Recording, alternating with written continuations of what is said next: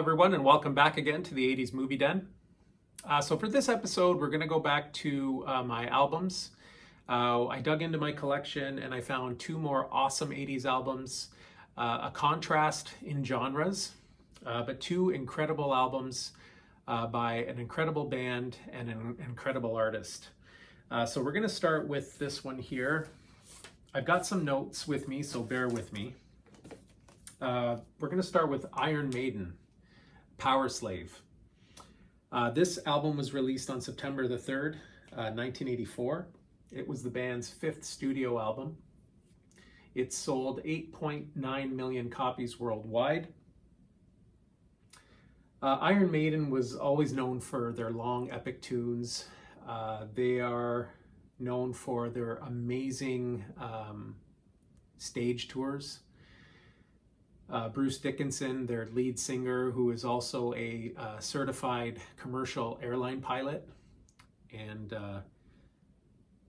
actually flies the band's plane, which is unreal. Yeah, they're known for their awesome stage performances, massive world tours. They started touring on this album in August of 1984. They started the World Slavery Tour, and it started in Poland and it ended in Irvine, California. This album in 2017 was ranked number 38 by Rolling Stone in the 100 greatest albums of all time. The two singles that came off of this album were Aces High and 2 Minutes to Midnight, which are two of their most popular and recognized songs. But really, this whole album is fantastic. It's one of those, put it on and just play it all the way through type albums. So good. Iron Maiden, obviously, as you can see by their artwork, is known for just that. They have some outrageous album artwork.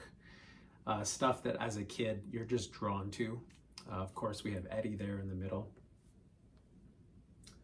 I was not a huge heavy metal fan as a kid, but I remember some older siblings of some of my friends having albums, Iron Maiden albums, watching some older kids walking around with Iron Maiden t-shirts.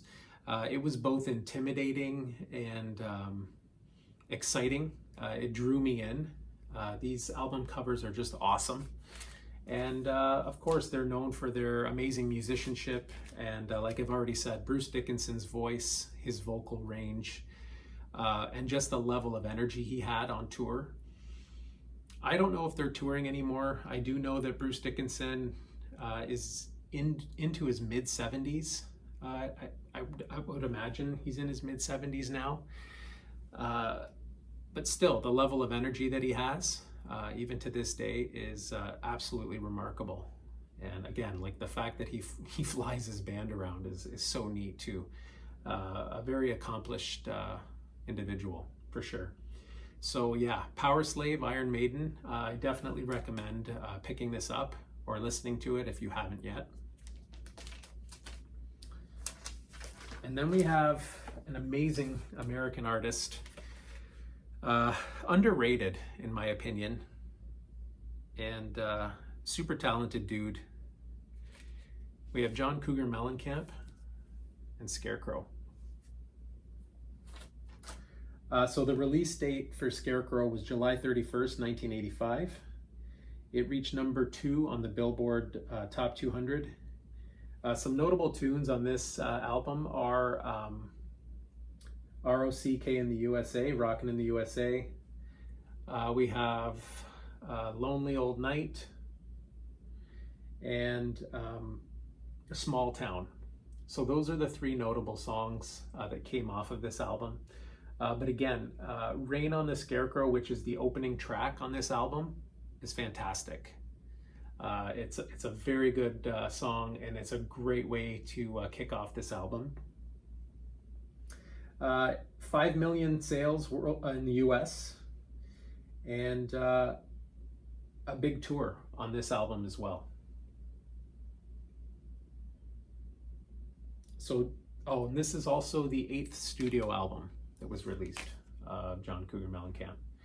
And I think he's somewhere in the he's close to 100, I think 100 million sales worldwide as well. So this is another great album to listen to, and I would highly recommend this as well. So there you have it. We have John Cougar Mellencamp, Scarecrow, and we have Iron Maiden, Power Slave. Two awesome albums, very opposite genres of music. But my taste, I have an eclectic taste in music as well. I can listen to Air Supply, Greatest Hits. I put it out there now, everyone knows. Air Supply Greatest Hits, which I have, and I might feature that album in the future. But then right after that, I can put something like Iron Maiden, Power Slave, and just, you know, bang my head to that as well. So love my 80s music. I love music in general, but definitely 80s music for sure. So there you go. If you're new to the channel, thanks for coming by. This is the kind of content that you're going to see. And if you're interested, please hit the subscribe button, the like button, and leave comments down below. They're always welcome. This has been the 80s Movie Den, and as always, we'll catch you on the next one.